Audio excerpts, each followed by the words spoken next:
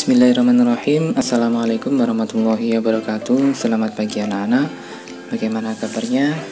Ya, mudah-mudahan kalian dalam keadaan sehat walafiat dan selalu dalam lindungan Allah Subhanahu wa taala. Oke, pada pertemuan kali ini kita berjumpa lagi pada mata pelajaran Al-Qur'an Hadis, yaitu masih sama ya dengan bab yang kemarin, yaitu memahami hukum bacaan mat. Baik, sebelum saya memulai pembelajarannya, seperti biasanya, supaya disiapkan buku pembelajarannya ya, yaitu buku paket atau buku LKS-nya masing-masing, supaya nanti apa yang saya sampaikan adik-adik bisa langsung mencocokkannya di buku pelajarannya tersebut. Baik, langsung saja ke pembahasannya. Ya, di sini kompetensi dasarnya masih sama ya seperti yang kemarin, karena ini masih sama babnya dengan bab yang kemarin kita bahas. Kemudian langsung saja ke materi pembahasannya di sini. Yaitu yang pertama kita membahas mengenai memahami hukum bacaan mat. Jadi awal membaca Al-Qur'an itu hendaknya terlebih dahulu membiasakan diri membaca dengan memperhatikan kaidah-kaidah ilmu tajwid, baik di situ makharijul hurufnya maupun sifatul hurufnya dengan baik, ya, supaya nanti apa yang kita baca di situ terbiasa ya dengan dengan kaidah-kaidah tajwid yang benar. Jadi apabila di situ kita sudah memahami kaidah-kaidah tajwidnya, maka ke belakangnya atau ke depannya ketika kita membaca Al-Qur'an itu bisa baik dan benar.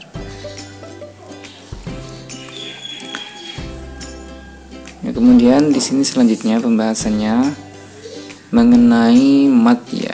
Jadi mat itu menurut bahasa artinya panjang, sedangkan menurut istilah adalah memanjangkan suara atau bacaan karena ada salah satu huruf mat yang berjumlah 3, yaitu alif, wawu, dan ya. Itu adalah huruf mat namanya ya. Jadi diingat-ingat kembali, huruf mat itu ada 3, yaitu yang pertama alif, yang kedua wawu, dan yang ketiga ya.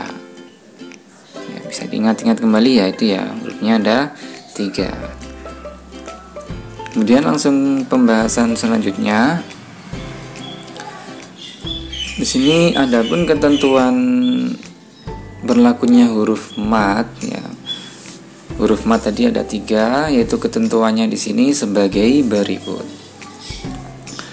Yaitu yang pertama, apabila alif berada setelah huruf berharokat fathah.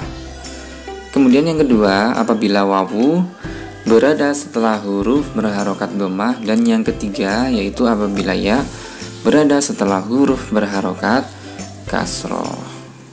Ya, itu adalah ketentuannya apabila suatu huruf itu bisa dibaca mat. Langsung saja ke pembahasan selanjutnya di sini. Jadi pembagian mat tadi ya.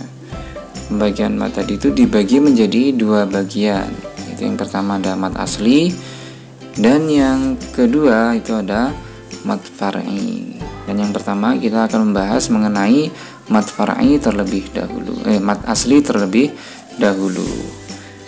Nah, di sini penjelasan mat asli itu adalah apabila setelah huruf mat itu tidak terdapat huruf hamzah, huruf yang bertasdid, atau huruf yang mati. Kemudian cara membacanya adalah 2 harokat saja atau setara dengan 1 atau 2 alif. Ya, seperti itu ya. Itu adalah penjelasan mengenai mat asli. Kemudian di sini contoh dari mat asli itu sendiri. Contoh dari yang alif itu adalah fama fauqoha. Ya, di situ huruf matnya itu terdapat pada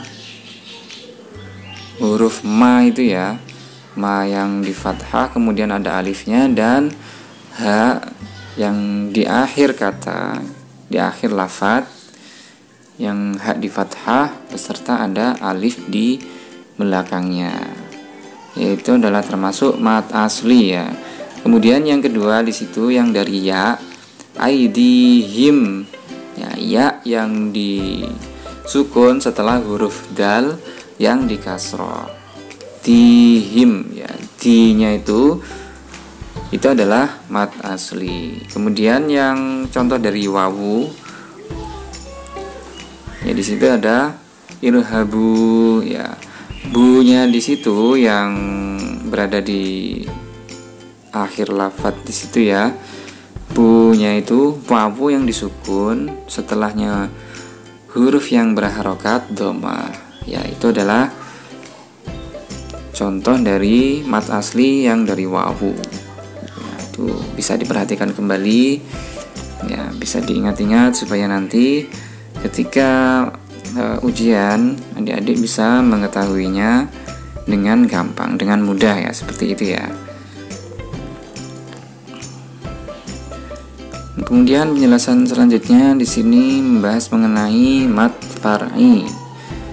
Yang dimaksud dengan mad far'i itu adalah huruf mad yang diikuti oleh hamzah atau huruf mati, ya, baik disertai tasydid atau tidak. Ya, ini kebalikannya dengan yang mad asli tadi ya. Jadi kalau mad far'i itu disertai atau diikuti oleh huruf yang mati, ya, baik disertai tasydid atau tidak, dan disertai atau diikuti oleh hamzah, yaitu kebalikan dari mad asli ya. Kemudian mad far'i itu dibagi menjadi beberapa macam. Namun dalam pembahasan kali ini kita hanya membahas dua saja ya, yaitu mad wajib mutasil dan mad jaiz munfasil, yaitu pembagian lagi dari mad far'i. Kemudian di sini selanjutnya kita membahas mengenai mad wajib mutasil terlebih dahulu. Ya, mad wajib mutasil itu penjelasannya apabila ada huruf mad bertemu dengan huruf hamzah dalam satu kalimat, maka hukumnya, ya, hukum bacaannya itu disebut dengan mad wajib mutasil. Dan untuk contohnya di sini, yang contoh dari alif itu adalah ma'an sajjaja. Ya, di situ ya. Ma'annya di situ itu adalah, ya, adalah contoh dari mad wajib mutasilnya. Ya, di situ kalau di Al-Qur'an ya, apabila terdapat di Al-Qur'an di situ ada seperti tanda ini ya, tanda coretan di atas ma-nya di situ menandakan bahwasanya di situ termasuk bacaan mad wajib mutasil. Ya. Kemudian yang ya di sini, di situ ada waji'a. Nah, ya di situ itu juga termasuk bacaan mad wajib mutasil, contoh dari huruf ya. Ya, di situ di atasnya terdapat simbol ya, menandakan itu adalah termasuk bacaan mad wajib mutasil. Di situ disertai dengan hamzah ya, diikuti dengan hamzah. Terus kemudian yang ketiga di sini ada contoh dari wawu, wa amanahum min khauf. Nah, di situ juga termasuk bacaan mad wajib mutasil ya. Terus kemudian di sini yang selanjutnya cara membaca mad wajib mutasil itu sendiri, yaitu 4-5 harokat atau setara dengan 2 atau 2,5 alif pada saat waqaf atau wasol. Ya, jadi tetap saja ya, walaupun di situ dibaca waqaf atau berhenti, itu tetap saja 2 atau 2,5 alif ya. Cara membacanya seperti itu. Kemudian yang kedua cara membacanya yaitu 6 harokat atau 3 alif ketika waqaf dan huruf hamzahnya terdapat di akhir kata. Ya, apabila di situ terdapat hamzahnya di akhir kata, maka cara membacanya yaitu 6 harokat atau 3 alif. Jadi sangat panjang sekali ya di situ ya. bisa diingat-ingat kembali. Kemudian di sini pembahasan yang terakhir yaitu mengenai mad jaiz munfasil. Yang mad jaiz munfasil itu sendiri adalah apabila huruf mad bertemu dengan huruf hamzah dalam dua kalimat.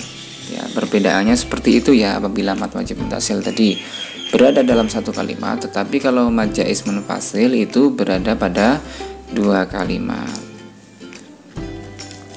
Karena antara huruf mad dan hamzah terpisah, huruf mad ada pada kata pertama dan hamzah pada kata berikutnya, maka dinamakan mad jaiz munfasil ya. Bisa dibayangkan ya. Jadi langsung saja kita ke contohnya ya supaya kita lebih memahami bacaan dari mad jaiz munfasilnya. Ya di sini contohnya yang dari alif, di situ auja awhayna ila ummika. Ya di situ bisa diperhatikan di huruf na-nya di situ ya. Di huruf na-nya di situ setelahnya itu ada hamzah, namun hamzah tersebut berada di kalimat yang kedua. Ya, maka di situ hukumnya menjadi mad jaiz munfasil. Terus kemudian yang huruf ya yaitu inni aroni ya. Ya bisa diperhatikan kembali ya di situ ya. Inni aroni asir ya, di situ terdapat huruf ya yang setelahnya di situ ada huruf hamzah ya. Ini a ya. A-nya di situ menandakan bahwasanya di situ adalah terdapat bacaan mad jaiz munfasil karena ada ya dan setelahnya terdapat huruf hamzah. Ya, seperti itu ya. Kemudian yang contoh wawu di sini bima amilu a'sahullah. Ya. Ya, di sini bisa diperhatikan juga setelah huruf wawu yang disukun kemudian setelahnya ada huruf hamzah. Ya, di situ dinamakan atau dihukumi sebagai mad jaiz munfasil ya. Ya, jadi seperti itu ya cara membacanya atau contoh dari mad jaiz munfasil. Ya, mungkin itu saja yang bisa saya sampaikan pada pertemuan hari ini. Ya, mudah-mudahan bisa difahami dan bisa dipraktekkan pada kehidupan sehari-hari ketika adik-adik nanti membaca Al-Quran. Ada salah kata mohon maaf. Sekian dari saya. Assalamualaikum warahmatullahi wabarakatuh.